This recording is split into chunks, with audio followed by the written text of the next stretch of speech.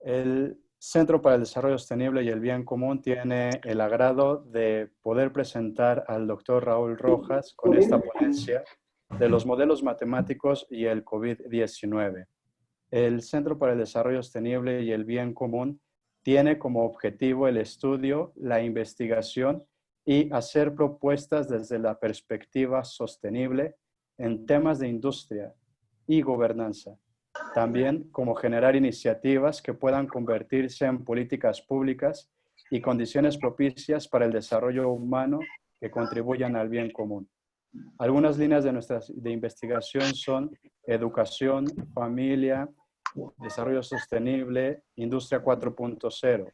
Y algunas de nuestras actividades son la creación de agenda para el bien común, tanto municipal como estatal, hacer un informe de desempeño legislativo y ejecutivo del Estado de Querétaro, también organización de cursos y conferencias relativos al desarrollo sostenible y el bien común, asesoría a municipios que busquen desarrollar políticas públicas con vistas al bien común y publicaciones de libros y artículos relativos al desarrollo sostenible y el bien común. Esta plática está hecha junto con la Universidad Tecnológica de Querétaro y también la Cátedra Blaise Pascal. La cátedra tiene como objeto propiciar un espacio para la discusión, divulgación, pensamiento y análisis científico e innovación tecnológica que contribuyan al desarrollo sostenible y al bien común. En ese momento le cedo la palabra al señor rector, maestro Carlos Arredondo, de la Universidad Tecnológica de Querétaro, para dar la bienvenida a este curso. Antes de seguir, les pido otra vez a todos los que están participando que apaguen sus micrófonos. Para que ustedes puedan apagar sus micrófonos, se encuentra en la parte inferior y del lado izquierdo, donde dice silenciar, o bien le pueden picar o pueden poner el cursor en su imagen y ponerle silenciar.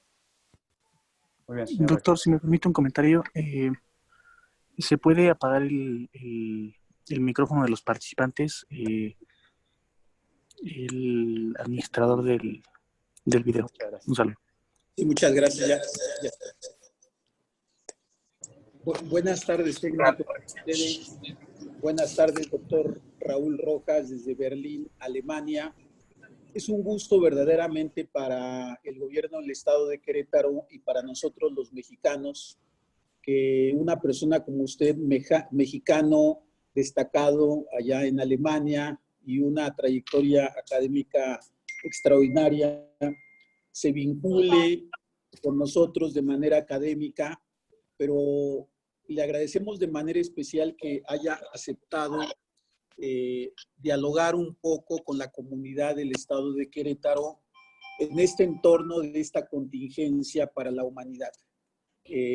Nosotros hemos dicho que para la educación, para la ciencia y la tecnología, este tipo de eventos son una oportunidad extraordinaria de investigación, de reformulación de nuevas estrategias, de iniciativa de política pública.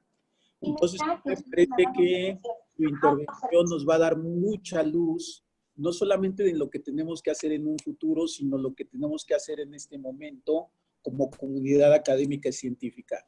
Yo nada más enmarco que en el estado de Querétaro tenemos un ecosistema virtuoso que nos ha dado buenos resultados desde el punto de vista del desarrollo económico y académico. Tenemos universidades vinculadas y coordinadas.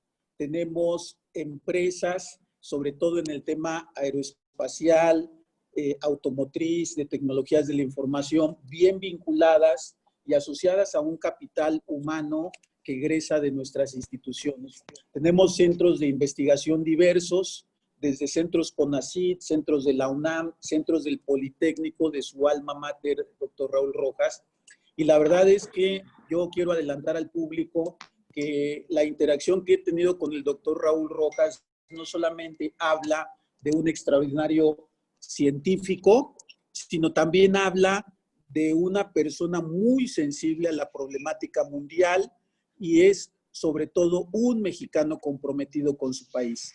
Entonces, en ese tenor, no solamente le doy la bienvenida al doctor Raúl Rojas, yo le quiero pedir de favor, como ya lo hemos comentado, que sigamos vinculados.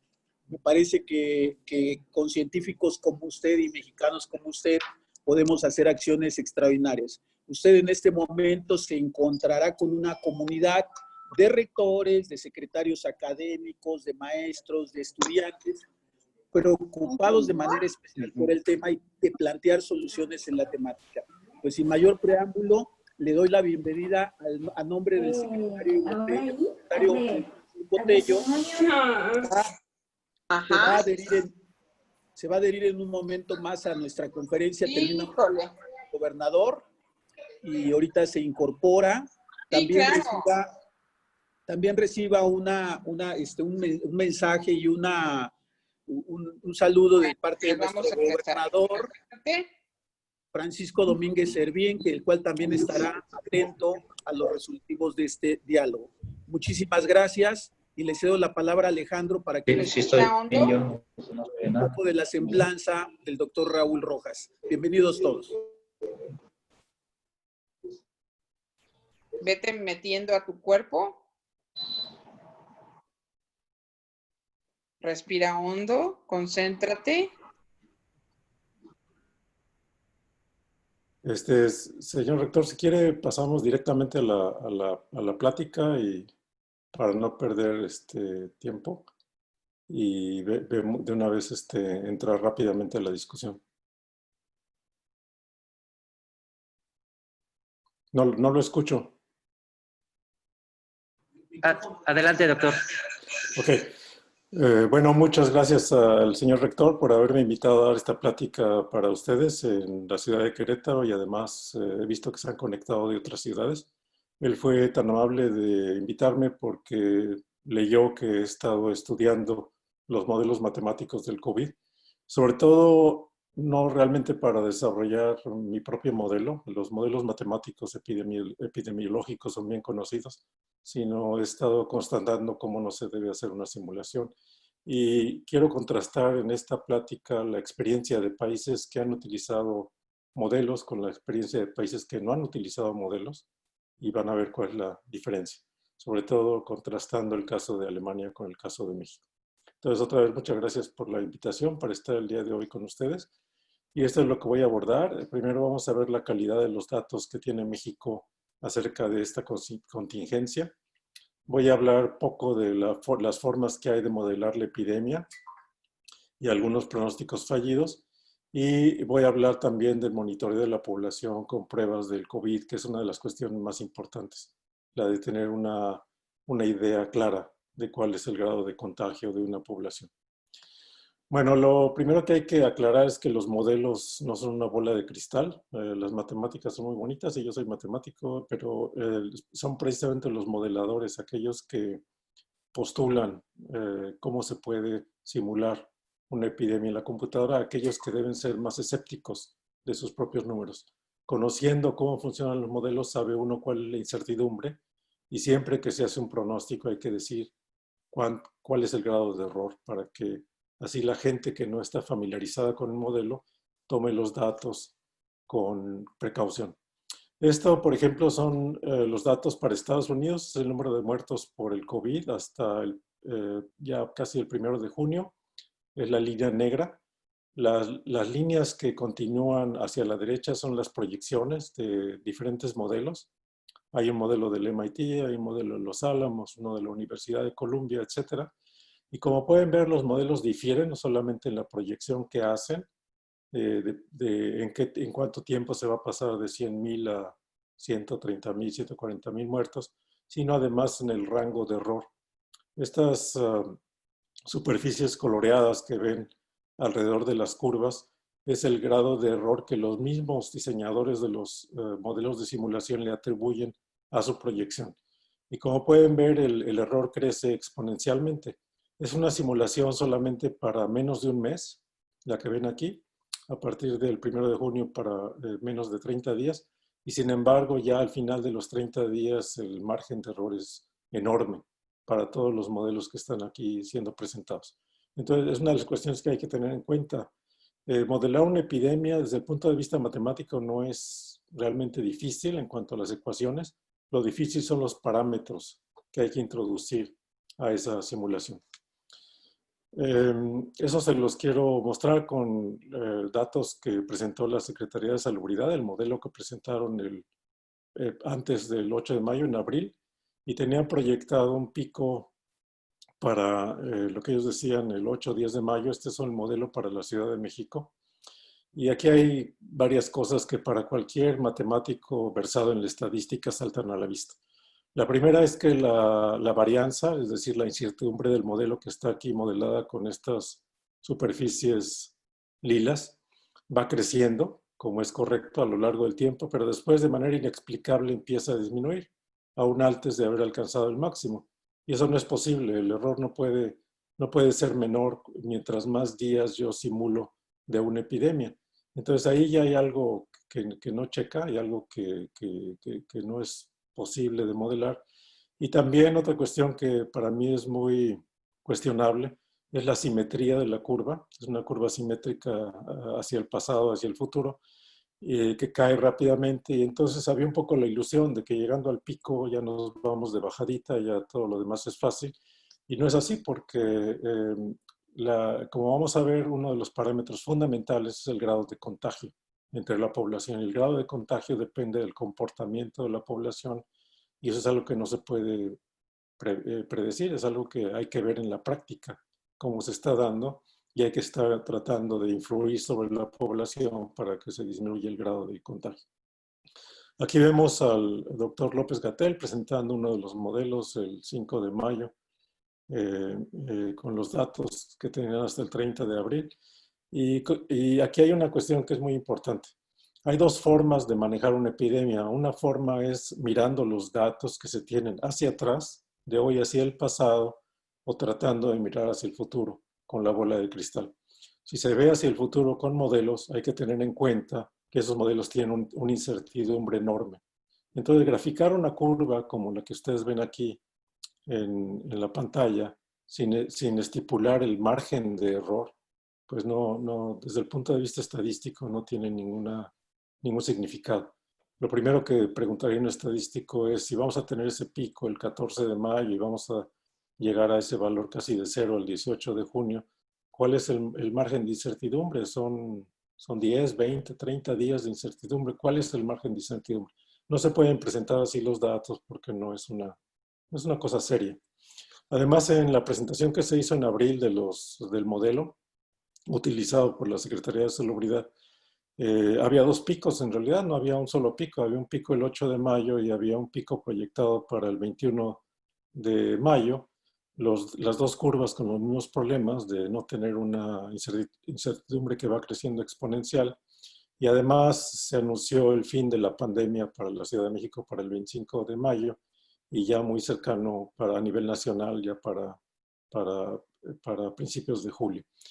Inexplicablemente para mí, a pesar de que tenían esas dos curvas, el gobierno decidió quedarse con la curva de la Ciudad de México, quedarse con el pico del 8 de mayo, no publicitar el pico del 21 de mayo. Entonces todo lo que estuvimos escuchando a partir de abril y a principios hasta el 6 de mayo, 7 de mayo, es que ya venía el pico, había que prepararse para el pico y después de ahí se puede planear ya el regreso a las actividades normales. Se llegó a hablar incluso del 12 de mayo, el 16 de mayo. Ahora ya se habla del 1 de junio, que algunos estados de la República no aceptan. Esta es la forma real de una de estas curvas. Esa simetría de tener un crecimiento exponencial de la epidemia, llegar a una especie de máximo y después caer rápidamente, simétricamente hacia cero. Eso no se da en la práctica en países con los millones de habitantes que tiene México. Esta curva es para Alemania. Esta es tiene dos colores porque algunos datos fueron reportados tarde, entonces se distingue entre los datos reportados más temprano y los datos complementados más tarde. Pero como pueden ver, la forma de la curva es la de alcanzar una especie de máximo y después hay una meseta que dura mucho tiempo. Esa meseta es la meseta en donde se meten todas las medidas de restricción social, de distanciamiento social, y empiezan a funcionar, pero todavía tarda varias semanas, 2 semanas, hasta que empieza a bajar el grado de contagio. Y como pueden ver, llegar hasta un nivel de menos de 1000 contagiados por día en Alemania tomó varias semanas. A pesar de que Alemania fue uno de los países que reaccionaron más rápido frente a la epidemia, ya desde marzo se cerraron las oficinas en muchos lados. Yo estoy en home office desde el 10 de marzo, no he pisado la universidad y todas las universidades públicas en Alemania y privadas están cerradas desde esa época.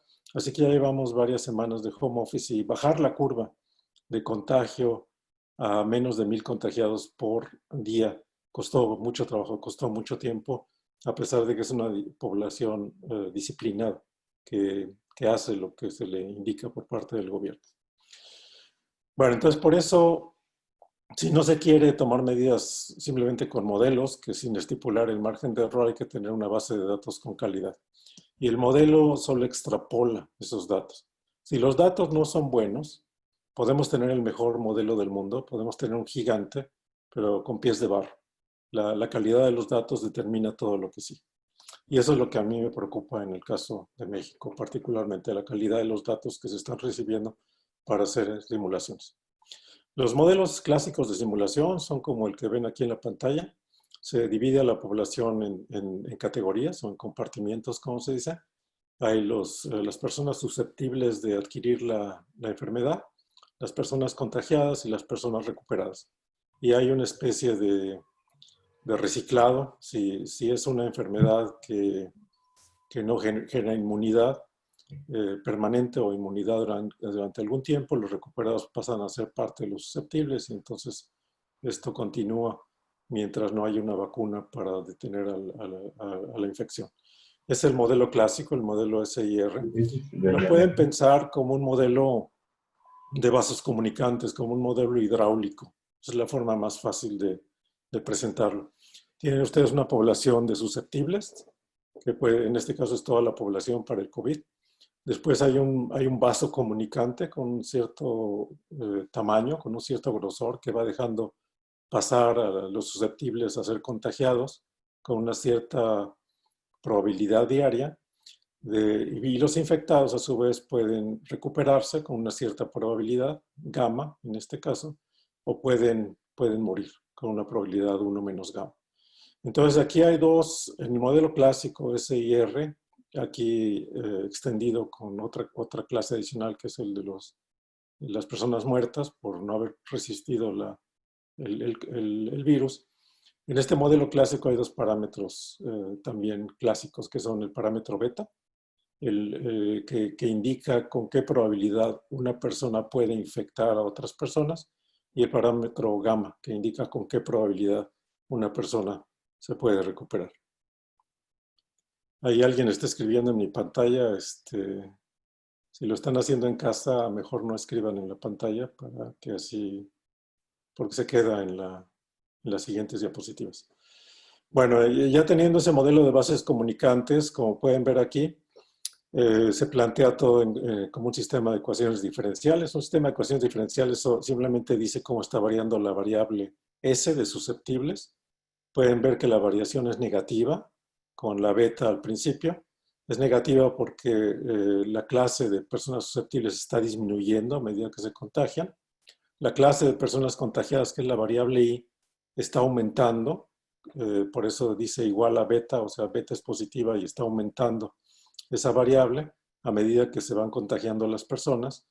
Y está disminuyendo con el parámetro gamma, por eso gamma tiene el signo negativo, está disminuyendo con el parámetro gamma a medida que las personas se recuperan. Las personas recuperadas, la última ecuación, eso es proporcional al número de infectados multiplicado por gamma. Entonces son ecuaciones diferenciales muy, muy sencillas. Se pueden incluso escribir en una hoja de Excel. Se puede correr todo el modelo en Excel y se puede pronosticar qué es lo que va a pasar. Las ecuaciones no son difíciles. Las ecuaciones se pueden aumentar con más ecuaciones. Hay modelos que tienen hasta 20, 30 ecuaciones. Si empieza uno a desmenuzar la población, por ejemplo, se puede hacer un modelado de acuerdo a la edad de las personas.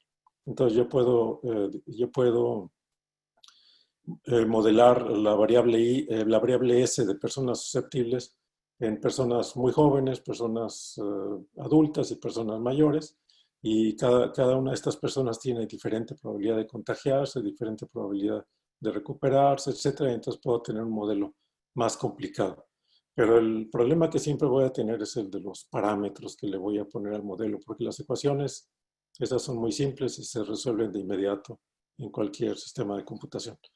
Entonces el modelo SIR ha sido extendido con diferentes variantes, como este modelo SIS, en donde no hay recuperados, pasan directamente de contagiados a ser nuevamente susceptibles, o el modelo SIR, donde tengo los susceptibles, pero además tengo las personas expuestas.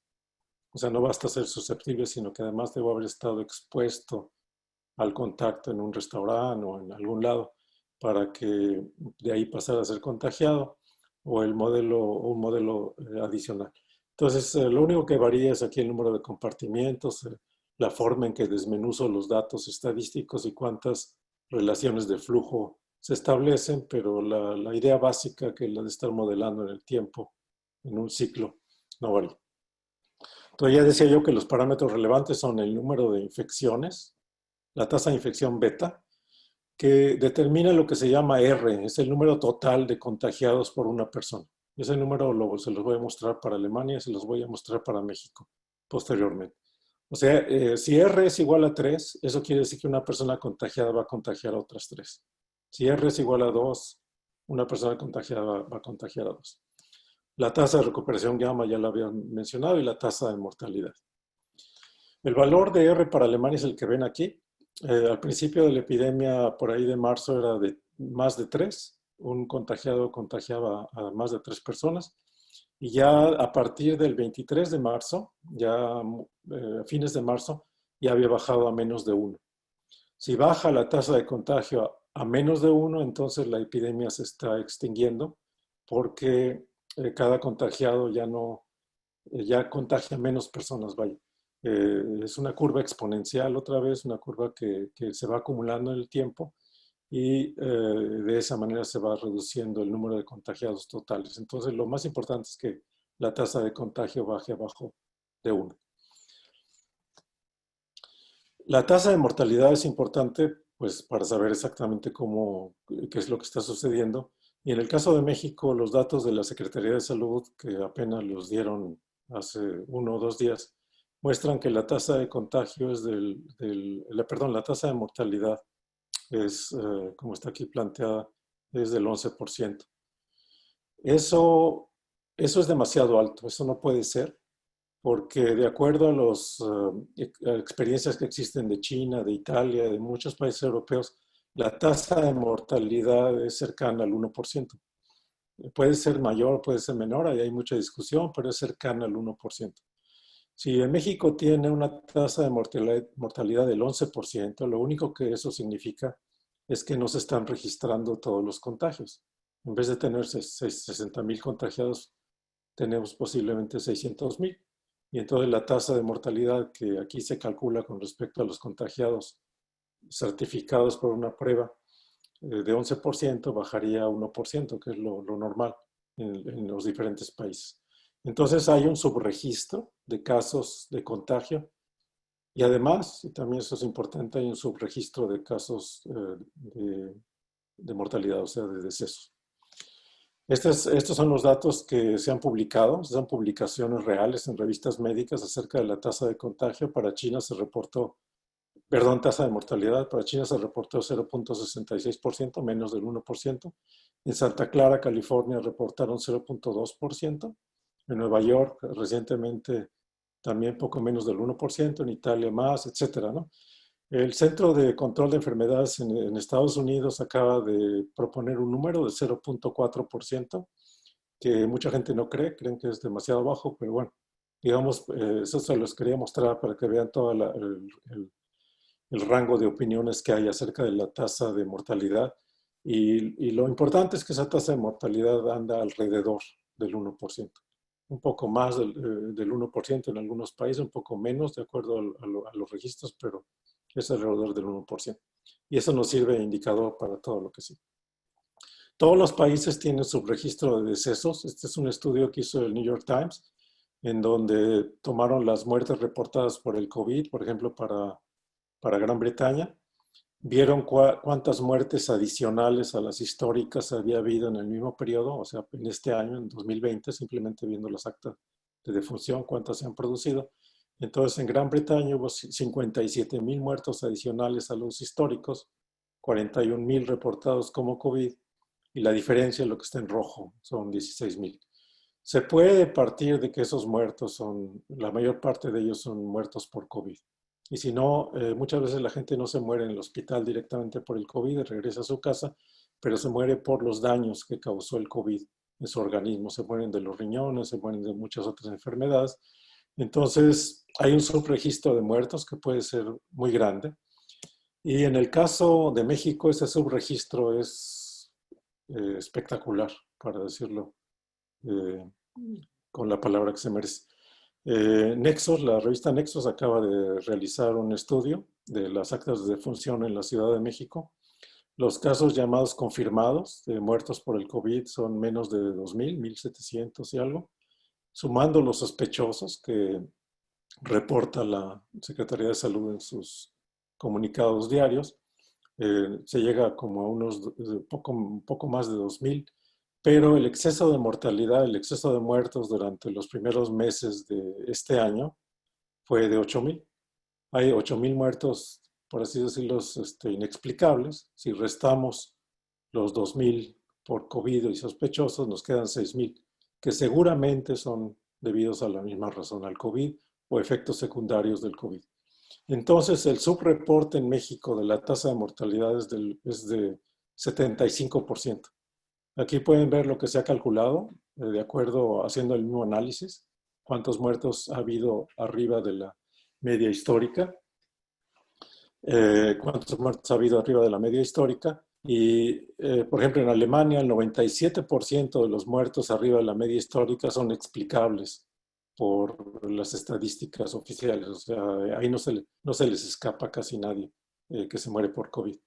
En el caso del Reino Unido, que está hacia abajo, tienen un subregistro, reportan nada más 54% de los muertos que realmente han sido debidos al COVID, pero la Ciudad de México tiene un registro de 25% nada más. O sea, el 75% de los casos no están siendo clasificados correctamente. Y eso quiere decir que en el caso de la Ciudad de México, si queremos saber cuál es la tasa de mortalidad, cuántos muertos realmente ha habido, hay que multiplicar por 4. Es el factor que hay que aplicar a los números que se reciben de los reportes. Eso es muy importante porque como México no hace pruebas realmente, aquí ven la gráfica de pruebas que se han hecho en algunos países. Estados Unidos empezó muy tarde. Estas son el número de pruebas de COVID de acuerdo a un cierto número de personas. No recuerdo exactamente cuántas, pero aquí pueden ver que Estados Unidos empezó muy abajo con el número de pruebas. Crecieron rápidamente y México se ha mantenido estancado. Y se ha mantenido estancado y está muy abajo, incluso a nivel de América Latina, porque se podría argumentar que México es un país en desarrollo, entonces no puede tener el mismo mismo número de pruebas que tiene Nueva Zelanda o Corea o Islandia, que ya probó, ya hizo la prueba a todos los islandeses, pero en el caso de América Latina, México es el último lugar, incluso debajo de Honduras, un país centroamericano, incluso abajo de Bolivia. Entonces, como no se realizan suficientes pruebas, tenemos aquí un problema que los matemáticos dirían es un problema inverso. No podemos ver los datos reales de lo que está sucediendo y entonces, viendo los efectos, tenemos que calcular hacia atrás. Tenemos que calcular de los efectos cuál sería el valor más probable de los datos, por ejemplo, de mortalidad, de los datos de contagio. Hay otro indicio de que en México se está haciendo subregistro, es un histograma que publiqué hace algunos días en el Universal. Este es el histograma de edades de las personas que mueren por COVID en Alemania, Holanda e Italia, y aquí pueden ver que el pico es entre 80 y 89 años, es decir, las personas que tienen más riesgo son las personas arriba de los 80 años, porque el COVID es muy fuerte y esas personas no tienen la fuerza para tolerarlo. Y en México el máximo de esta curva anda entre los 50, 60 años. Eso no corresponde a al virus mismo, la forma que ataca, al riesgo que tienen las personas de acuerdo a su edad. Se podría argumentar que México tiene una población más joven, lo que es cierto, que los países europeos, pero ajustando por los datos demográficos, resulta que una persona en México de, digamos, 50 años tiene más de 4 veces más riesgo de morir por el COVID que una persona en Alemania. Y una persona de 60 años tiene también un riesgo casi 5 veces mayor de morir en México que en Alemania. Entonces, hay dos posibilidades. Una, que el sistema de salud no esté funcionando y entonces por eso el riesgo es tan grande para las personas que no son grandes todavía, personas adultas pero no mayores. O lo que a mí me parece es que el subregistro está afectando sobre todo a las personas de mayor edad, porque lo que se supone pues es que simplemente se murieron por algún otro trastorno médico, por algún otro problema médico, que puede ser cierto, pero ese trastorno médico puede haber sido provocado por el COVID. Eso solo lo sabremos hasta que se analicen las actas médicas que se está haciendo en la Ciudad de México. Entonces, de ninguna manera se ha aplanado el virus. Aquí pueden ver las curvas de países que realmente han aplanado la curva, como se dice ahora: España, Alemania y Francia. La India y México todavía tienen pendiente positiva para la curva de contagios totales, y además no se ve el punto de inflexión. Una cosa es que la curva tenga pendiente positiva, pero la curvatura también es positiva. Todavía no parece que hayamos llegado al punto de inflexión donde la curva empieza a perder pendiente o pendiente más rápidamente. Entonces, eso es preocupante porque, por un lado, hay subregistro, como les decía, y a pesar del subregistro, con los datos que se tienen, la curva no da muestras de estarse abatiendo. Estos son los casos diarios para México. Aquí pueden ver que el famoso pico del 8 de mayo no fue tal pico, ya estamos terminando mayo y la curva sigue para arriba. La curva, como les decía, no tiene todavía un punto de inflexión, no se le nota un punto de inflexión. La curva de México, que es la curva en rojo, ya cruzó la curva de Alemania. Les decía que en Alemania una cuestión muy importante era bajar el factor R abajo de 1, se logró en marzo, y después lo que se dijo es: vamos a bajar el número de infectados diarios a un valor manejable. Y el valor manejable son 1000 contagiados diarios. Es algo que el sistema de salud puede absorber. Alemania tiene 8 camas de cuidado intensivo, un factor 8 mayor que Estados Unidos. O sea, si Estados Unidos tiene, no sé, 50 camas por cada 10,000 habitantes, Alemania tiene 8 veces 50 camas, o sea que el sistema de salud es mucho mejor que en Estados Unidos. Y entonces piensan que 1000 infecciones diarias no son algo que vaya a desbordar al sistema de salud. Y, por ejemplo, en Berlín, que es una ciudad con 5 millones de habitantes, es la foto que están viendo atrás, 5 millones de habitantes, ha habido 191 muertos, que es realmente una cantidad bastante menor con respecto a lo que ha ocurrido en otros países. Entonces son dos factores que se han manejado en Alemania. Uno, bajar el factor de contagio R abajo de 1 y mantener la tasa diaria de contagios abajo de 1000. Actualmente es como de 500, que es incluso abajo de lo que se habían propuesto. Aquí vemos las curvas de decesos, que tampoco están siendo aplanadas. Los países que ya aplanaron la curva son incluso Estados Unidos, que ha tenido muchísimos problemas, Italia, España y Alemania, pero la India, México y Brasil, las curvas todavía van hacia adelante, ya un poco menos rápido, pero de todas maneras van hacia adelante. Ahora, yo decía que R es la variable clave para todo esto. R es la tasa de contagio. Aquí pueden ver una simulación como las que les mostré anteriormente, las variables S, E, I y R. La curva azul son los susceptibles. Los susceptibles van bajando en el tiempo porque se van contagiando. La curva verde es la curva de los recuperados. Entonces va subiendo en el tiempo porque más gente se va recuperando. Y la curva intermedia, la curva que parece una gaussiana, una campana, es la curva de infección, es la curva de contagio. Se va contagiando la gente, pasa del contagio a recuperado, o puede pasar a muerto, ¿no? Es la curva que va hacia la derecha más baja. Esa es la curva de decesos, por eso el número de recuperados no llega al mismo valor que el número de susceptibles iniciales. Esta es la forma clásica en que se pueden observar las simulaciones, o se pueden medir los resultados de las simulaciones de un modelo como el SIR. Si hay una medida política intermedia, como por ejemplo, después de 50 días de avanzar sobre la epidemia, se cierran las escuelas, se cierran los negocios, entonces cambian los parámetros del sistema y aquí pueden ver cómo todas las curvas cambian su desarrollo.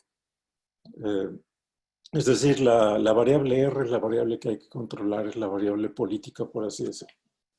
Este es el modelo para México. Es un modelo, yo diría que clásico, pero ajustado por un estudiante chino de MIT, en donde pueden ver, utilizando los valores de la Secretaría de Salud para el número de personas infectadas hasta hace algunos días, la proyección que se hace, y las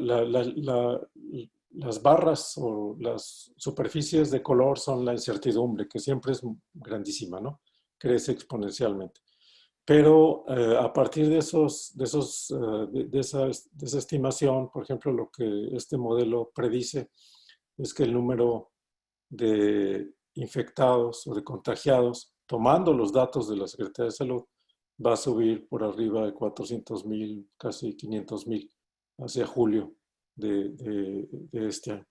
Perdón, y el número de contagiados actualmente estaría cerca de los 600,000, de acuerdo a esta proyección, y puede llegar hasta los 6 millones. Si vemos el rango de incertidumbre, puede moverse entre 0, bueno, y entre 0 hasta 6 millones. Es decir, aquí hay mucha incertidumbre, pero les voy a mostrar de qué manera se puede también calcular esto sin tener que utilizar un modelo. Este es el número de muertes. Utilizando los datos de la Secretaría de Salud, la proyección de este modelo es de 82,000 muertos hacia agosto, cuando se alcanzaría el máximo de la proyección. Bueno, esta es la constante R. Esto es lo que a mí me interesa realmente discutir, porque esto es lo que hay que controlar en México. Esta es la constante R calculada del modelo. Pueden ver que ha bajado, efectivamente. Las medidas de distanciamiento social han producido una baja de la constante, pero no hemos llegado abajo de 1. Es decir, la curva va creciendo. Mientras cada contagiado contagie más personas que él mismo, o sea, 1.2 personas, o sea, 10 contagiados contagian 12, o 100 contagiados contagian 120, pues es el cuento de nunca acabar. O sea, los contagiados están reproduciéndose ellos mismos. Entonces, la variable R no ha bajado, no tiene proyección de bajar, de acuerdo a estas cifras, en el modelo de esta persona de MIT, y les voy a mostrar lo que yo hice con respecto a este cálculo. Entonces, hay decisiones basadas en datos y hay decisiones basadas en modelos. Las decisiones basadas en datos tienen que contar con datos de buena calidad. Tienen que tener, por ejemplo, la tasa de mortalidad se tiene que conocer de manera realista para saber qué es lo que está sucediendo. Si tenemos un subregistro de 75%, si solamente una cuarta parte de las muertes debidas al COVID de manera directa o indirecta se están registrando, entonces tenemos una visión sesgada de la realidad. Creemos que la situación es mucho más sencilla o mucho más manejable de lo que realmente es. Esto de basar las decisiones en los datos es lo que se hizo en Alemania, y esta es el reporte del Instituto Robert Koch. El Instituto Robert Koch es un instituto de epidemiología en Berlín. Ellos hacen el seguimiento de todas las epidemias y de todas las enfermedades virales. Y además ellos fueron los que produjeron la prueba para comprobar si el virus está presente en una persona o no. Rápidamente obtuvieron muestras de China después de que empezó la epidemia en China, hicieron la prueba y la exportaron a todo el mundo. Es la llamada prueba de Berlín, le dicen, o la prueba de Koch. Esto que ven aquí es una tabla desde el 6 de marzo, o antes desde el 2 de marzo hasta el 10 de mayo, en donde la gente del Instituto Robert Koch va calculando el valor de R. ¿Cuál es el número de contagios que se tienen que se tenían en Alemania día por día? Y ese valor se publica. Se publican los datos, y esto para mí me parece muy importante. Se publican todos los datos, todo está en internet, se puede bajar.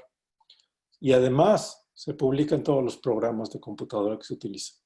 Entonces cualquier persona puede bajar el programa, lo puede correr en su computadora y puede ver cuáles son los supuestos detrás de las mediciones. Por ejemplo, si yo quiero saber cómo fue que calcularon el valor de R, que es un valor que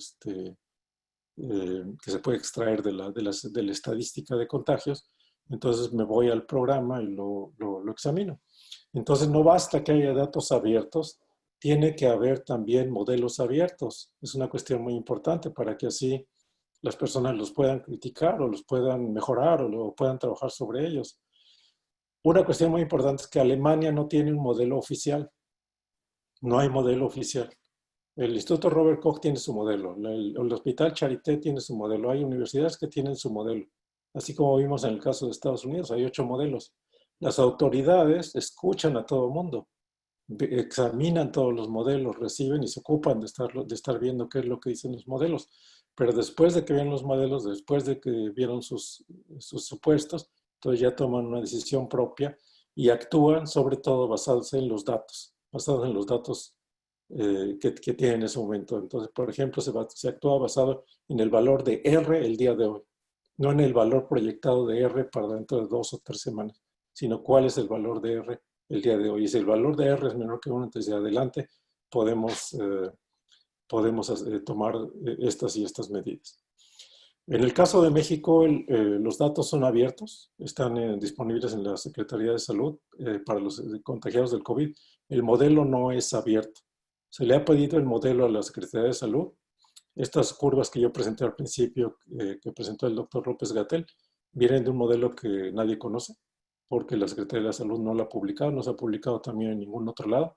Entonces, tenemos datos abiertos hasta cierto punto, porque por ejemplo, los datos de defunciones para el país durante 2020 no son datos que existan. El INEGI los publica con 2 años de retraso. Los datos de mortalidad para 2019 no han aparecido. Y pues mientras no aparezca 2019, seguramente no va a aparecer 2020 y es demasiado tarde para formarse una opinión acerca de todas estas variables. Este es el valor de R para Alemania, ya lo había yo mostrado. Y si yo quiero reproducir ese cálculo bajo el programa que está aquí, que ni siquiera es un programa gigantesco, es un programa bastante pequeño, me dice cuáles son todas las variables que tengo y entonces ya puedo, yo sobre esos datos, puedo correr mis propias variaciones de lo que se puede hacer. Ahora, el modelo que se utiliza en México tiene una cuestión adicional, que es un modelo regional. Una cuestión que se hizo y que es correcta hasta cierto punto, es decir, bueno, no es lo mismo un estado como Coahuila o como Durango que la Ciudad de México o que Puebla. Entonces vamos a modelar cada región de manera separada y cuando se modela cada región de manera separada, entonces el modelo se hace más complicado porque lo que ustedes tienen es este modelo de vasos comunicantes en donde tienen la población de susceptibles, contagiados, recuperados, etcétera, pero ahora para cada región. Y ahora lo que tienen que modelar es el flujo de estas poblaciones de una región a otra región. ¿Cuánta gente viaja de la Ciudad de México, por ejemplo, para infectar gente en Puebla o de Puebla para infectar gente en Tlaxcala o de Tlaxcala que tenga contacto con la gente en Veracruz? Entonces, aquí tienen un problema mayúsculo y el problema mayúsculo es que mientras más grande es el modelo, mientras más variables tiene y más ecuaciones diferenciales contiene, más parámetros hay que manejar. El parámetro beta de infección, de susceptibilidad a la infección, se multiplica por el número de regiones. El parámetro gamma también. Hay que tener parámetros para los flujos entre las diferentes regiones y además parámetros para cada tipo de persona, los contagiados y los no contagiados. Entonces es una cuestión increíblemente complicada, ya que se aumenta el número de parámetros, sobre todo porque los datos no son suficientes para ajustar tantas variables. Entonces llega un momento en que un modelo compartimentalizado, que podría ser teóricamente mejor, en la práctica no es mejor que modelos con mayor agregación. Y no es mejor porque también hay que definir qué son las regiones. Las regiones no son los estados. Ustedes ven en esta gráfica aquí donde se publica muy regularmente en México de cuál es la situación en cada estado. El problema no son los estados, el problema son las ciudades. Esas ciudades trascienden los límites de los estados. Puede ser que una ciudad esté, por ejemplo, aquí en este caso, en Texas, pero está tan cerca de Arkansas que es parte de Arkansas. Entonces, aquí la modelación que hay que hacer es mucho más complicada que una modelación por estados, porque hay que considerar lo que se llaman los hubs, o sea, los puntos de conexión más importantes en esta gráfica. Habría que hacer un modelo gráfico y habría que ver a qué nivel de desagregación se puede manejar o de agregación se puede manejar de tal manera que el número de parámetros no explote. Si yo quisiera simular todas estas ciudades, obviamente el número de parámetros va a explotar y no tengo suficientes datos para ajustar. Entonces, ya para ir terminando, yo lo que quería contrastar es la política que se ha seguido en un país como Alemania, que ha sido exitoso con el manejo de la epidemia, y la política que se ha seguido en otros países. En primer lugar, no hay modelo oficial en los países europeos. Cada país tiene muchos grupos modelando la epidemia y a todo el mundo lo apoyan, a todo el mundo le dan los datos, a todo el mundo lo estimulan para que utilice su aproximación o su método de simulación particular. Los resultados se publican de todos esos modelos, pero además se publican con el código, con los supuestos y con los parámetros.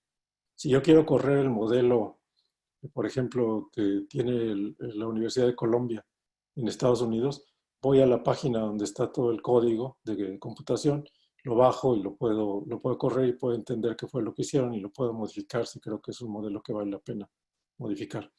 Las predicciones se evalúan, pero las decisiones se toman en base a datos reales.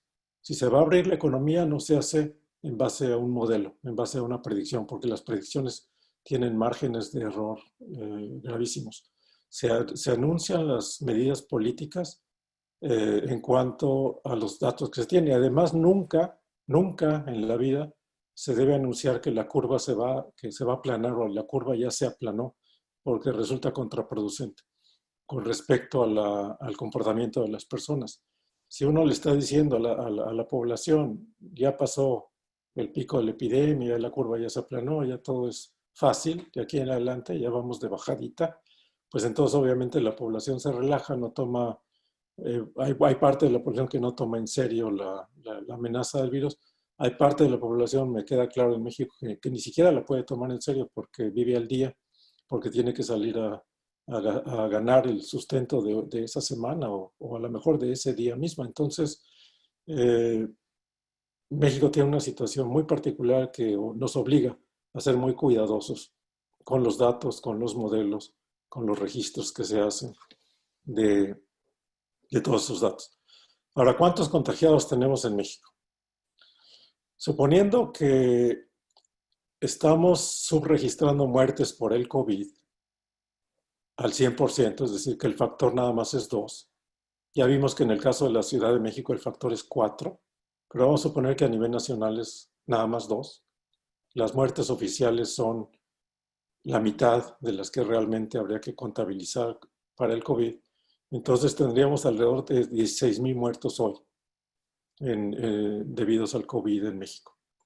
Suponiendo que la tasa de mortalidad real efectiva del COVID es 1.4% alrededor, que es lo que se utiliza en algunos estudios, hay que dividir esos 16,000 muertos entre 1.4% y eso nos daría 1.150.000 contagiados actualmente en México.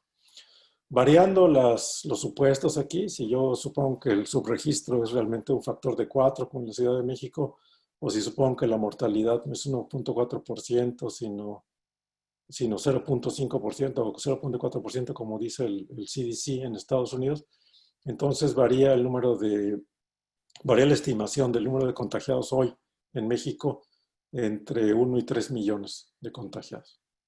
Ese es el margen de error. Pero digamos que este cálculo que les estoy mostrando aquí en la pantalla a mí me parece que es conservador. Y estaríamos hablando hoy en México de 1.150.000. Y el factor R, el factor de contagio, no ha bajado de 1.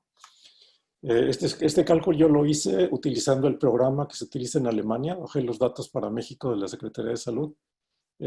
Calculé y el promedio a lo largo de los últimos 50 días es arriba de 1, claramente. Creo que es alrededor de 1.2%. Varía aquí la gráfica porque los datos de la Secretaría de Salud se producen en diferentes momentos de la semana, entonces a veces hay días de la semana que tienen pocos datos o pocos contagiados, otros días el lunes tienen más y el viernes tienen menos, cosas por el estilo.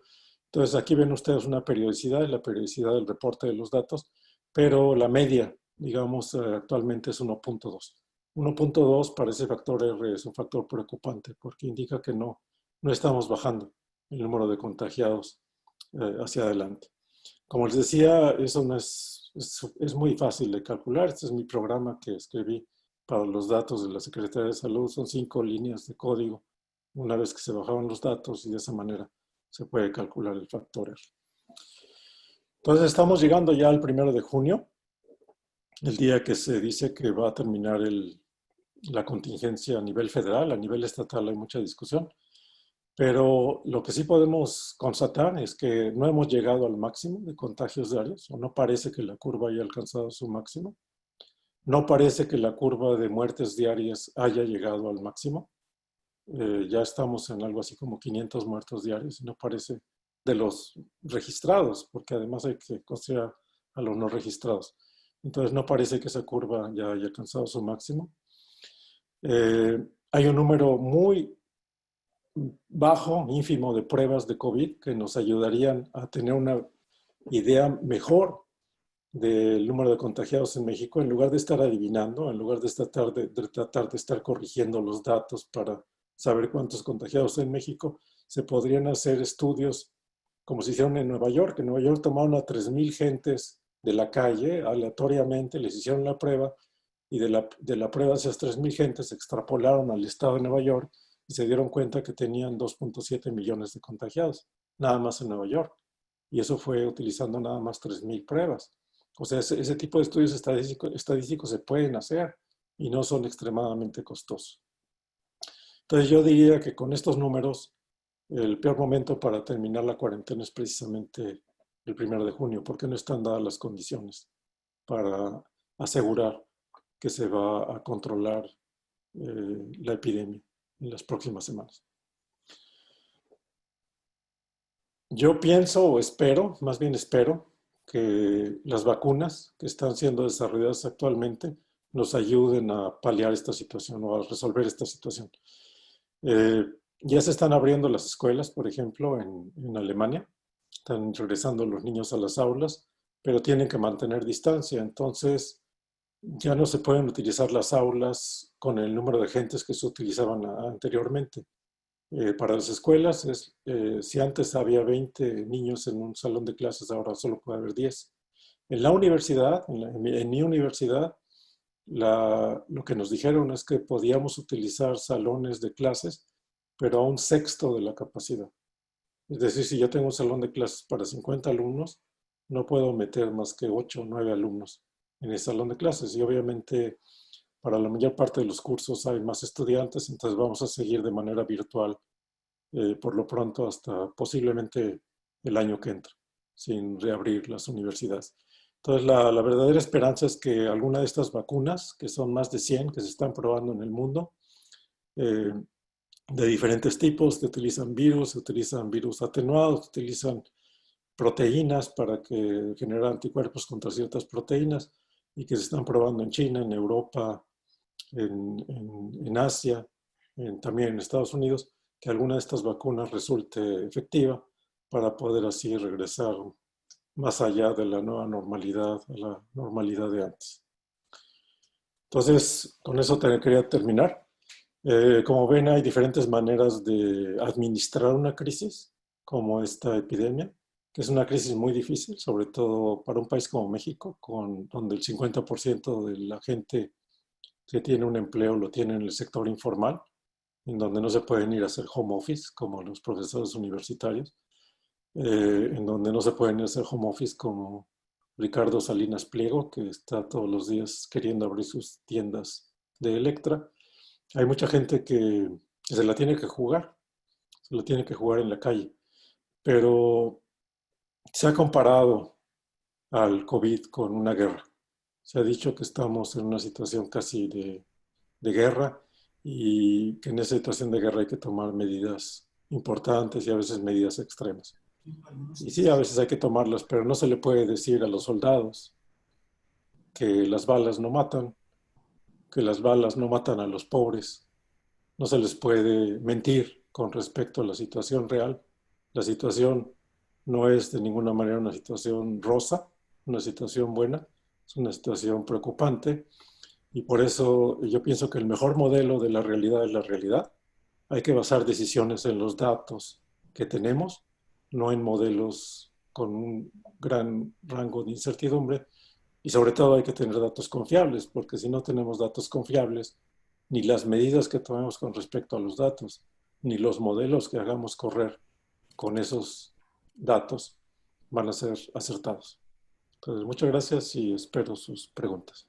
Muchas gracias. Muchísimas gracias al doctor Rojas. Tenemos alrededor de 26 entre comentarios y preguntas.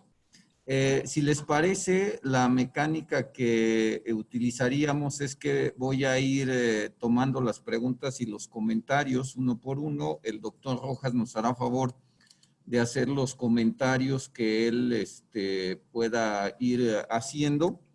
Les pediría que ahorita, en cuanto le damos salida a estas, ya son 27 en este momento preguntas, si nos queda tiempo, después lo que haríamos sería abrir una segunda ronda para poder darle oportunidad a todos. Entonces, a ver, nada más ahorita rapidito, al final están comentando si se les podría proporcionar los datos del doctor Rojas. Sí, lo vamos a postear para que ya los que tengan algunas dudas de manera particular o quieran contactar al doctor, les vamos a hacer llegar sus datos para que ya lo puedan contactar directamente. Entonces vamos a iniciar. Sí, es que quizás si hay 25 preguntas, quizás se puedan agregar las que son similares para contestarlas. Efectivamente, doctor, en eso estamos tratando de hacer ahorita. Entonces, voy a empezar, usted va contestando y conforme va contestando vamos agrupando las que vayan llegando. Muy bien, entonces empezamos. José Manuel pregunta si ya hubo pandemias anteriormente y de hecho similares como la H1N1, ¿por qué no existen modelos ya validados con todo e incertidumbre? Bueno, los modelos de H1N1 son muy similares a los modelos que se utilizan actualmente. Entonces, el problema, como les decía, no son las matemáticas. Los matemáticos son muy creativos, yo diría, para generar modelos, para crear modelos. El problema son los parámetros. Ese es el problema, no las ecuaciones, los parámetros. ¿Cuál es la tasa de mortalidad del COVID, por ejemplo? Todavía estamos discutiendo eso y ya cuántos cientos de miles de muertos ha habido en todo el mundo. ¿Cuál es la tasa de infección? ¿Cuál es la tasa crítica para cerrar una economía, abrir una economía?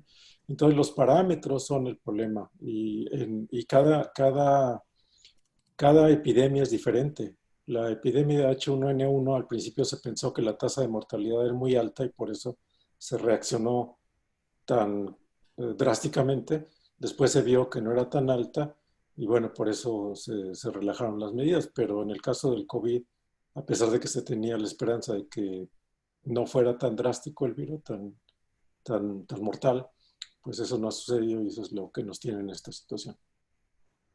Muy bien, muchas gracias, doctor. Hay algunos comentarios, esos no son preguntas, los voy a leer rápido. Carlos Hernández dice que están peor los europeos. Jamal dice después que los europeos ya van de salida y nosotros vamos entrando. Martín Herrera pregunta que si recomienda el uso de cálculo actuarial para el pronóstico de la pandemia, es decir, modelos como Gompers, Mayhem, en caso de que no, ¿cuál sería la causa? Bueno, hay mucha gente que está utilizando el modelo de Gompers y todos esos modelos actuales. O sea, yo no recomiendo ningún modelo en particular, sino que más bien lo que digo es que cada quien utilice el modelo que piense que es mejor para esta pandemia, y entonces hay que comparar los modelos. Lo mejor es no un modelo, sino muchos modelos, como en la gráfica que les mostré para Estados Unidos. Eh, si yo tengo 10 modelos, hago lo que se llama un conjunto, un ensemble de predictores, y es como mi comité de expertos.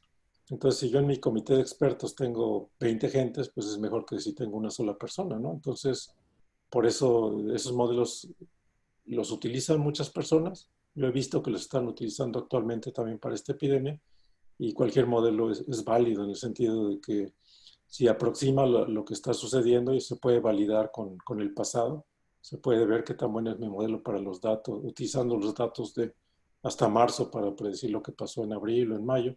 Entonces, si se tiene un modelo que es más o menos utilizable, con el margen de incertidumbre que tiene, se puede agregar ese comité de expertos.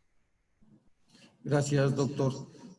Hay una pregunta acerca de la incertidumbre que tiene la prueba, todo en la parte relacionada con las pruebas. Dice en la gráfica que mostró en Corea se hicieron menos pruebas.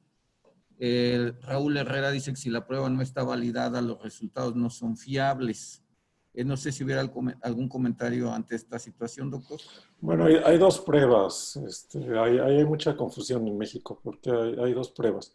Hay una prueba que se hace directamente tratando de identificar el DNA del virus. Se toma una prueba de sangre, puede ser, o de saliva de una persona infectada, contagiada, y entonces se utiliza el sistema PCR para amplificar el DNA, y si se encuentra el DNA del virus, sabemos que esa persona está contagiada.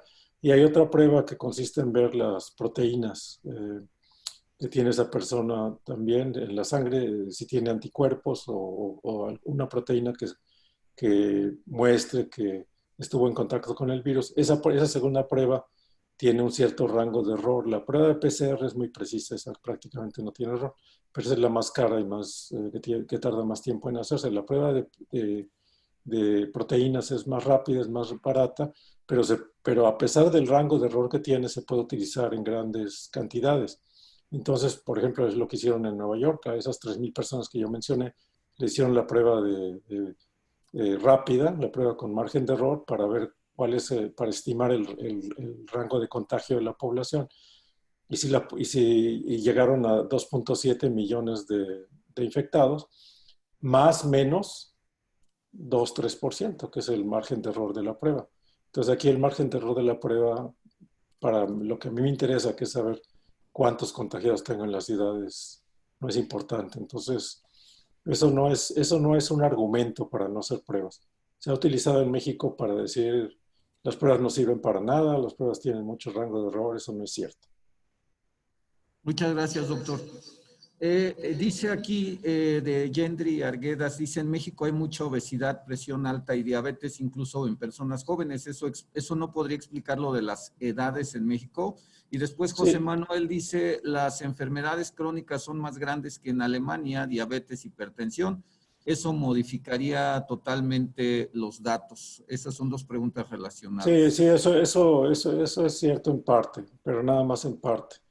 Es cierto que en México hay mucha diabetes, obesidad, etcétera, pero Alemania es el segundo país más obeso de Europa. Entonces, y deberían ver cómo las salchichas que comen y las papas fritas que comen. Entonces, tampoco crean que los alemanes están en un estado óptimo de salud.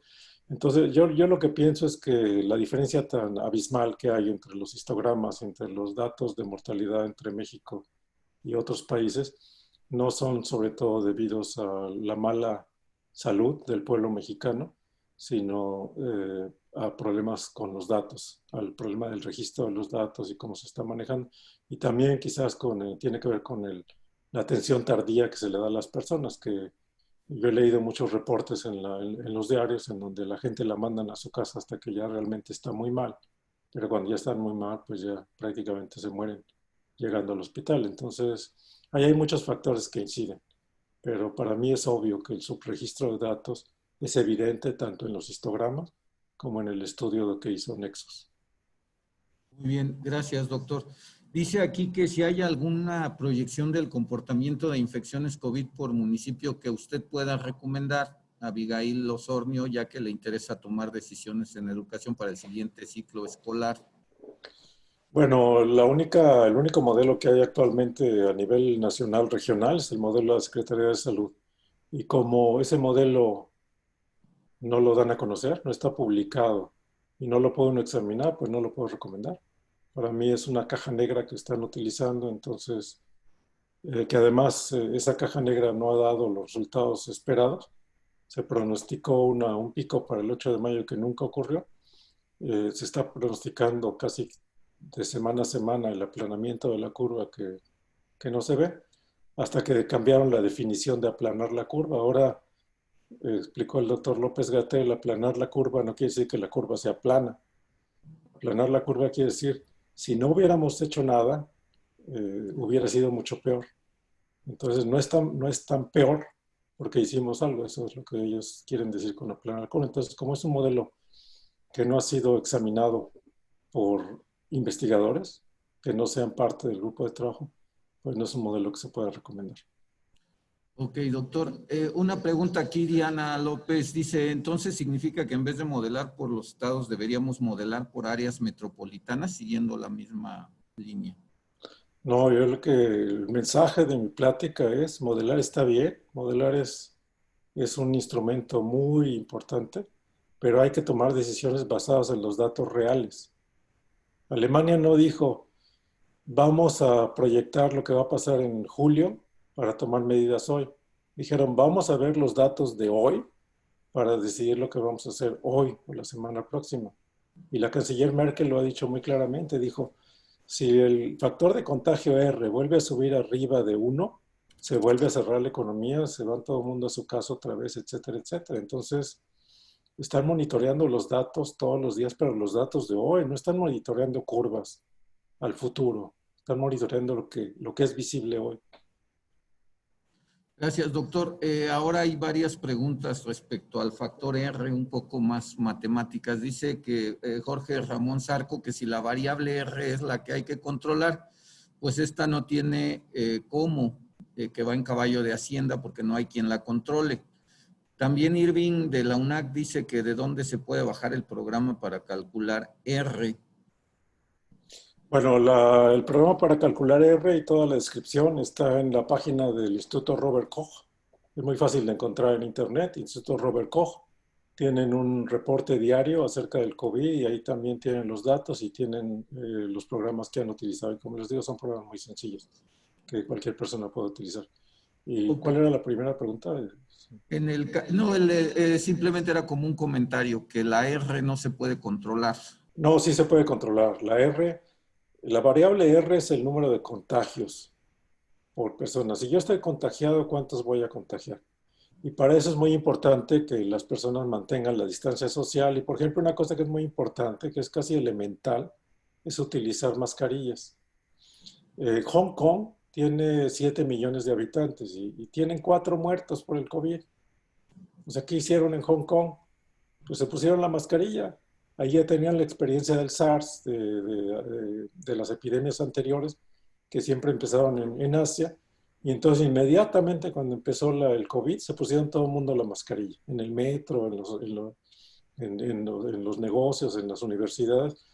Y la mascarilla no es para que yo no me contagie. Lo repitió tanto este señor López-Gatell que me hace exaltar.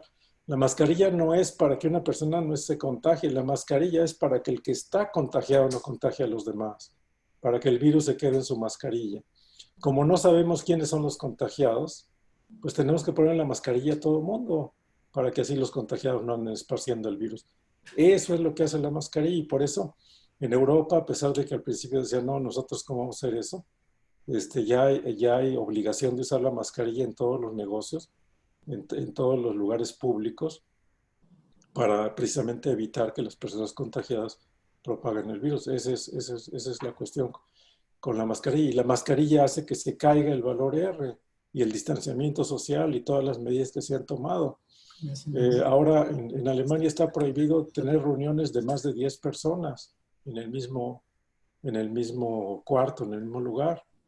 Entonces, se está abriendo la economía, se está reactivando todo, pero se hace con muchísimo cuidado, precisamente para que la variable R no se vaya otra vez para arriba, porque si no hay que volver a empezar. Gracias, doctor. Justamente Joaquín Castellanos hace esa observación. Dice, las políticas de mitigación de contagio, distanciamiento social, uso de cubrebocas, aislamiento de contagiados, sanitización de áreas permiten modificar R. Y luego ya vienen algunas preguntas un poco más respecto al modelo. Dice Monse, dice, el modelo CIR en realidad es bastante básico. Existen muchas modificaciones como el CIR-D o incluso existen modificaciones para incluir a los carriers porque no es tan claro que las personas queden inmunizadas. No sé si puede hacer algún comentario ahí, doctor, porque hay otras también preguntas técnicas. No, sí, realmente no me quise meter a todos los modelos que existen porque hay una variedad casi infinita, ¿no?, de modelos.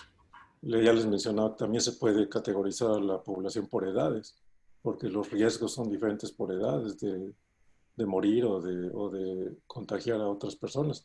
Entonces, todos esos modelos tienen su razón de ser y yo por eso digo, yo no recomiendo ningún modelo. Yo digo, que florezcan mil flores, que todo el mundo utilice su modelo, que lo presente, que si es un modelo que se destaca por su exactitud, que bueno, que no puede tener, pero por lo menos no ser tan inexacto. Entonces ese modelo seguramente será tomado en cuenta, pero yo no estoy abogando por ningún modelo que sea el mejor modelo, ni estoy abogando por un modelo oficial para un país. Precisamente lo que digo es que lo mejor es actuar de acuerdo a los datos.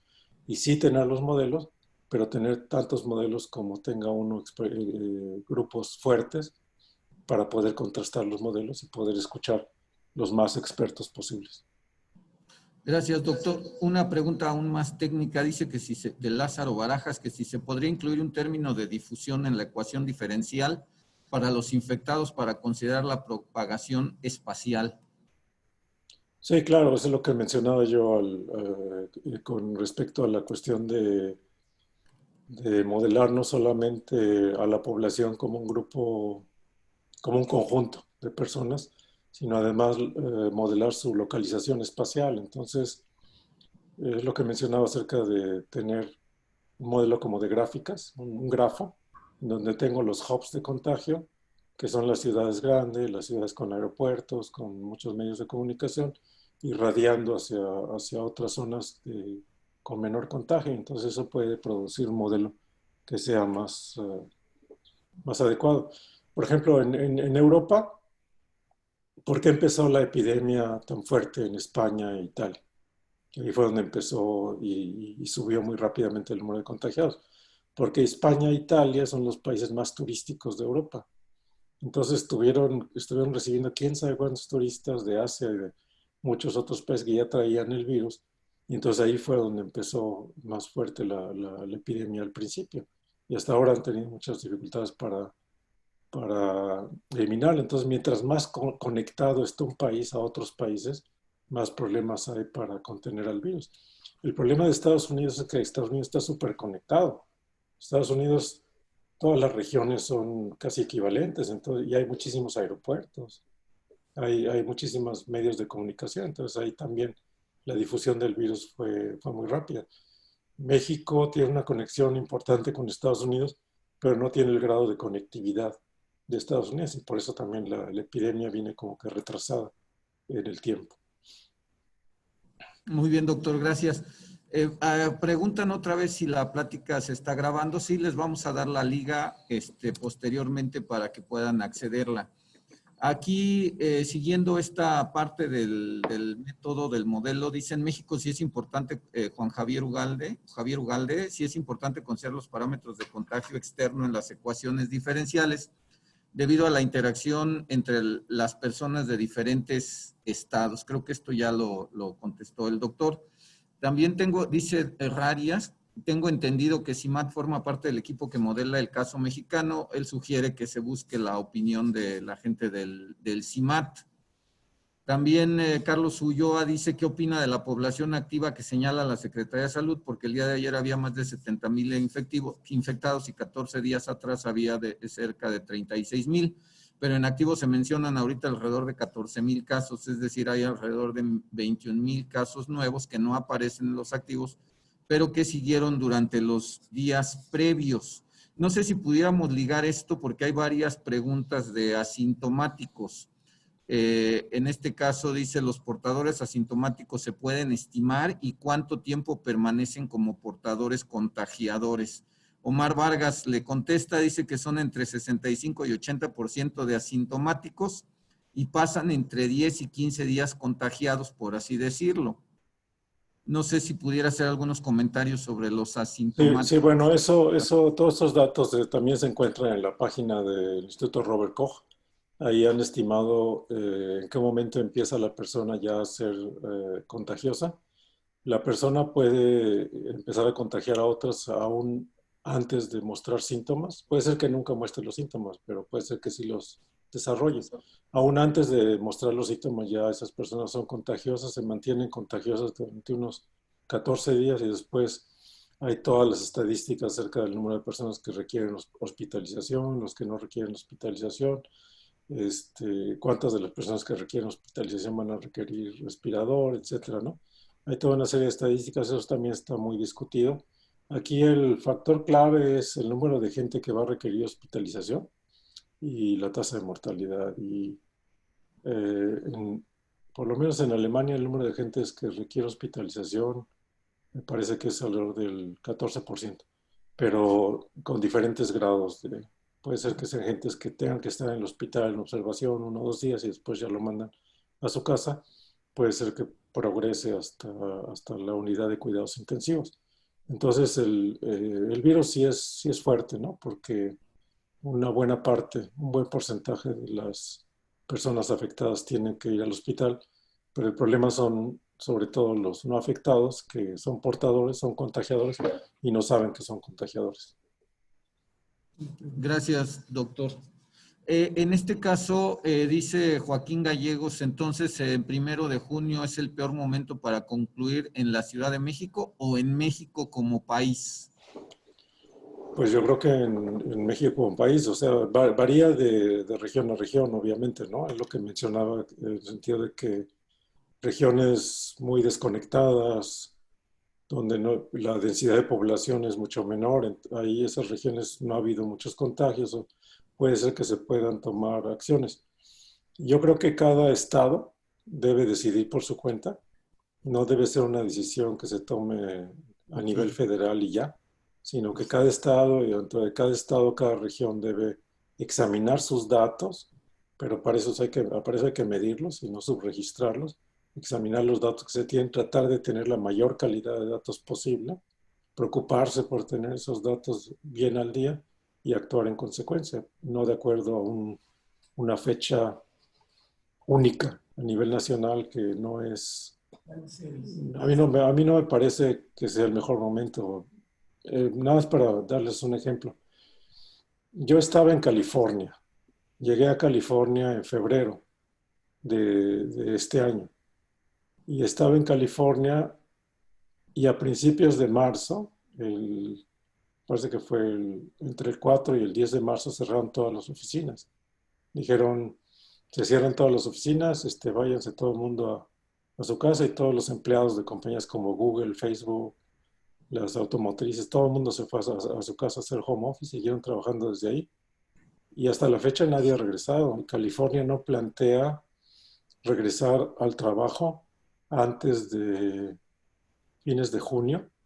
Y aún regresando al trabajo, quiere decir, la gente está trabajando en sus casas, ¿no? Pero regresar a las oficinas. Aún regresando a las oficinas, van a meter la regla de que nunca en un edificio puede haber más de una tercera parte de los trabajadores. totales de la empresa. Entonces, una compañía que tiene, digamos, 1000 trabajadores en un edificio no puede tener más que 300 trabajadores en cualquier momento dado. Es decir, van a tener que meter turnos para los trabajadores. Además, los trabajadores van a seguir haciendo home office, quizás 3 días a la semana, 2 días van a estar en la compañía. Y todos los trabajadores arriba de 60 años no regresan a las oficinas hasta nuevo aviso.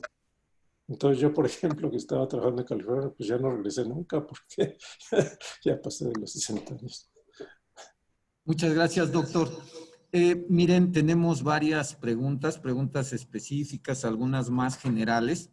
Ya aquí en el chat se posteó algo que estuvieron preguntando recurrentemente, que era el nombre del instituto y la página. Ya está aquí posteada, www.rki.de. Quisiéramos seguir con las preguntas. Creo que esta es una interacción bastante buena. Creo que el nivel de interés y de expectación que generó esta plática pues ha sido muy bueno. Yo creo que a partir de aquí se generarán algunas estrategias de contacto y de colaboración entre instituciones. No vamos a poder seguir con todas las preguntas. No se quedaron muchas realmente fuera de lo que ya se ha comentado ahorita. Sin embargo, ya está con nosotros el licenciado Alfredo Botello, secretario de Educación. Ya le abrimos el micrófono para que nos dé un mensaje acerca de lo que aquí estamos platicando. Adelante, licenciado Botello. Pues muchas gracias. Agradezco al doctor Rojas este aporte que nos hace. Tenemos noticia de usted por conducto de Carlos, también por conducto incluso de algunos medios de comunicación, y también fue motivo de algunas noticias de usted, el análisis del equipo técnico que está asesorando al gobernador del estado precisamente en la toma de decisiones en el tiempo real.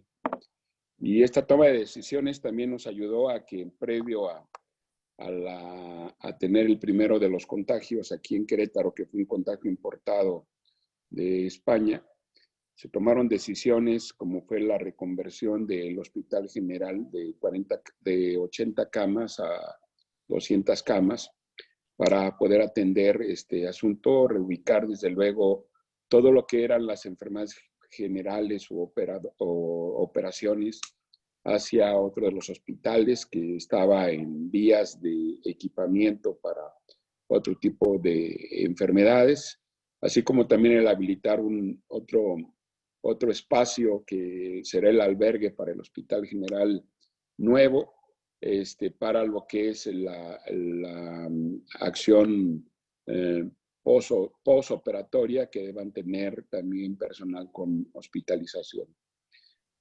Hoy nuestro hospital se encuentra se encuentra nuestra capacidad hospitalaria junto con el Instituto Mexicano de Seguro Social, nos encontramos en un 20% de capacidad. Muchas de las personas que se han infectado con sintomatología, no con sintomatología, sino ya también ya como pacientes COVID, están realizando su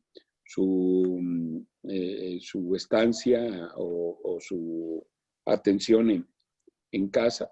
Se habilitó también un albergue de 300 unidades, de 300 camas para poder atender también personas que no tuvieran o no pudieran ser atendidas en casa. Hoy hemos tenido únicamente 6 personas que están siendo atendidas allí por personal médico, se les da alimento, etcétera, etcétera. En el número de pruebas, efectivamente, como bien lo dice el doctor, las pruebas que se están realizando son las que estamos realizando en Querétaro hasta el día de hoy. Son pruebas PCR, son de las PCR. Sí nos encontramos con una complicación incluso, doctor, porque lo que son los hisopos flexibles prácticamente se agotaron, pero se siguió realizando la muestra vía faringe y es como hemos estado trabajando a última fecha, pero estamos precisamente en la búsqueda de los hisopos flexibles para seguir con la prueba PCR, que es la más exacta que tenemos. La Universidad Autónoma de Querétaro realizó una prueba de proteína que la metió o la puso más que nada como un como un protocolo de investigación, precisamente para detectar si existe o no existe pues la presencia de algún agente externo en el cuerpo de la persona, pero no exactamente para identificar el COVID-19. Y desde luego también la Universidad Autónoma de Querétaro obtuvo su laboratorio de química, la autorización del Instituto de COFEPRIS para que pueda correr pruebas rápidas que fueron autorizadas y que estuvieron siendo o que están siendo corridas por algunas instituciones de carácter particular, ¿sí? Como el Hospital ABC en la Ciudad de México. Aquí también se autorizó a un laboratorio particular realizar con prueba PCR y de identificación molecular. Se le permitió esta oportunidad por parte de COFEPRIS. En principio no se estaba compartiendo la información de este hospital, que eran mínimas de cualquier manera las pruebas identificadas. En algunas ocasiones sí nos encontrábamos que al correr ya la prueba en nuestro laboratorio pues se consideraban de carácter negativo. Igualmente, de parte de la universidad se muestró algunas de las pruebas de proteínas y también se dieron los casos como negativos para COVID-19, que eran precisamente las pruebas que estamos corriendo en nuestro laboratorio.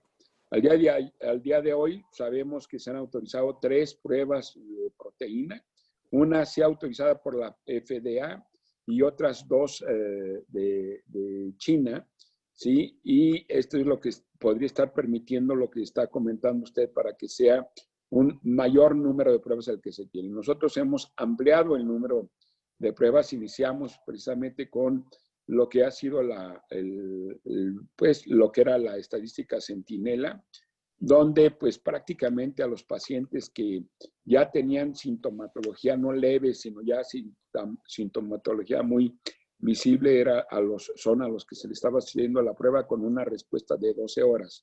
Nos encontramos con el Seguro Social, que pues a veces, y es lo que posiblemente esté sucediendo en el país, por eso no son ordinarias o el número de pruebas que se tienen diarias, porque desafortunadamente el Instituto del Seguro Social o el ISSSTE, las pruebas se envían a oficina central, se van acumulando y por eso es que hay días que se tienen un mayor número de infectados que en otros lugares. Nosotros lo que hemos logrado es que tanto los pacientes que se tenga sospecha de COVID o que tienen esa sintomatología, también ISSSTE, y nosotros también podamos reunir y también correr la prueba y no esperar los 2, 3 días o hasta una semana que se tienen en ese acumulado que tiene el Seguro Social. En cuanto ve a los fallecimientos, los fallecimientos que se tienen contemplados también, al día de hoy, cualquier fallecimiento de cuestión respiratoria que se registra, eso se está subiendo al sistema como fallecimiento COVID. Más vale descartar posterior a no encartar para que no tengamos, como se comenta, la cuestión de la realidad. En el caso nuestro se tiene un hospital ahorita que estará a cargo de la Defensa Nacional, es un hospital de 50 camas, ¿sí? Para que nuestra población pues siga atendiéndose en el hospital que tenemos previsto para con ellos. Respecto a los modelos matemáticos que se tomaron en cuenta en un principio, o el modelaje fue, como le comentaba, fue el sistema CIR, y este era el modelaje que nos daba que conforme al comportamiento principalmente reciente del H1N1 es lo que nos daba de la capacidad hospitalaria que tendríamos que estar preparados, lo que trajo como consecuencia de que nos preparáramos de esa manera en la hospitalaria. Sin embargo, ese modelaje de inicio, pues resultó que definitivamente no llegamos a lo previsto, y qué bueno, a lo previsto. Y eso también nos dio como consecuencia el tomar la decisión de anticipar prácticamente con 8 días anteriores a lo que fue el distanciamiento de carácter social. Y bueno, estamos en esa tarea. Agradecerle, doctor Rojas, desde luego esta orientación, pedirle de favor que pues seguir en contacto, le agradecemos y pues sabemos que usted es un referente internacional y que todo lo que hace es pues por el bien de su país, por el bien de México y pues también para el desarrollo de la ciencia médica.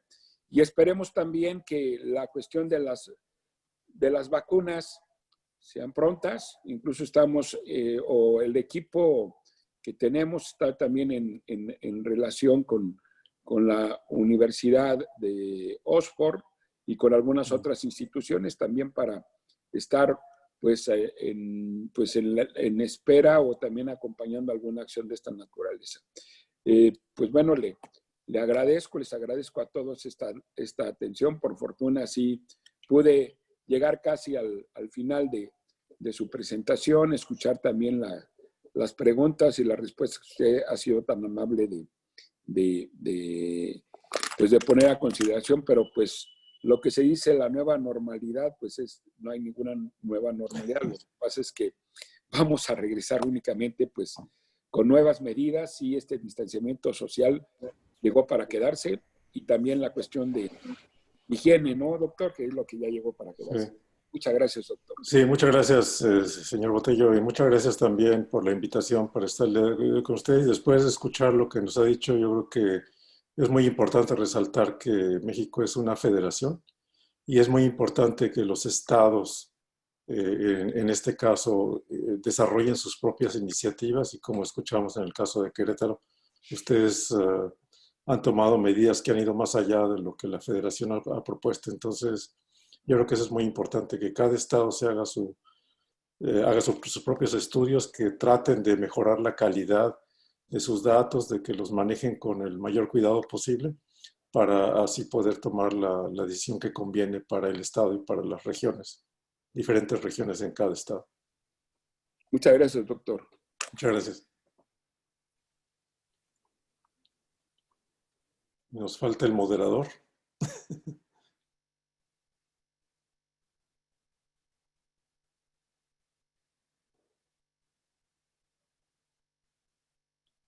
Bueno, yo creo que el moderador... Perdón, lo que pasa es que no me daban audio.